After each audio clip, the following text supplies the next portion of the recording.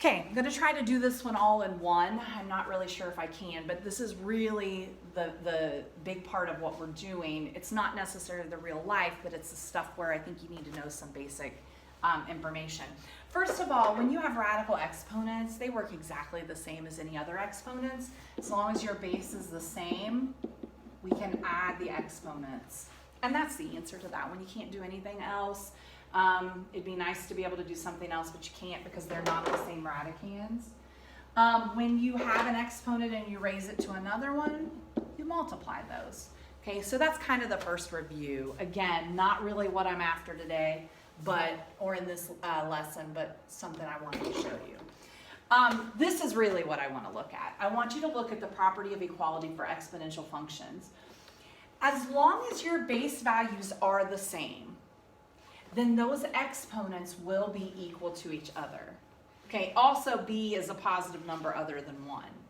So for example, if 2 to the x power is equal to 2 to the 8th power, since the bases are the same, then I know x has to equal 8. A little bit of common sense there. Unfortunately, they're not all set up so nice, but that's where our equations are going to come from in this section.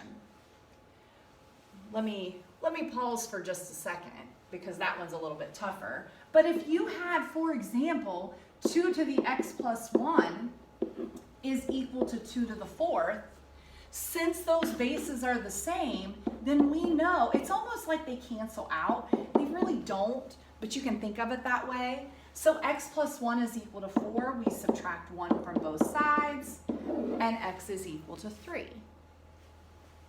The problem is, what happens when they're not the same?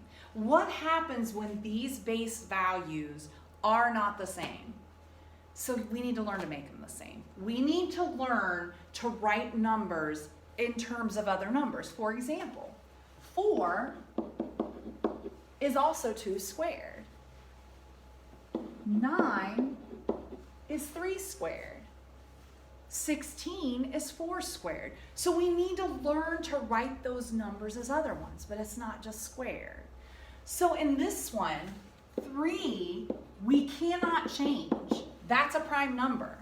But is there a way that we can write 81 as a power of 3? So for example, if I take 3 times 3, that's 9, times another 3, that's 27, times another 3, that's 81. So I can rewrite 81 as 3 to the 4th power. Now I can solve this equation because these numbers aren't important anymore. Those bases we're not worried about, so 2n plus 1 is now equal to 4, and we can solve. Subtract 1 from each side, so 2n is equal to 3, and divide by 2. So n is equal to 3/2. Because I was able to write them as the same base number so that I can get an exponent on that and solve. The next one is exactly the same, but it's not exactly the same. It's a little tougher only for the fact that when you look at these numbers, some people will try to make 8 4 times 2. I want them both to have the same base. Well, 4 is equal to 2 squared, and 8 is equal to 2 cubed.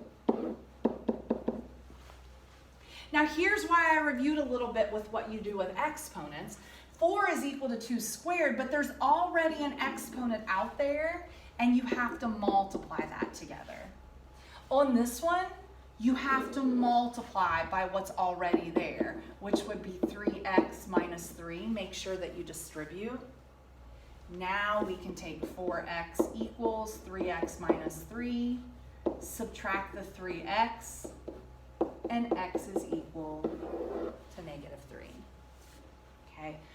There's some inequalities with this as well, but I'm probably just going to stick with the equations. Inequalities actually work about the same.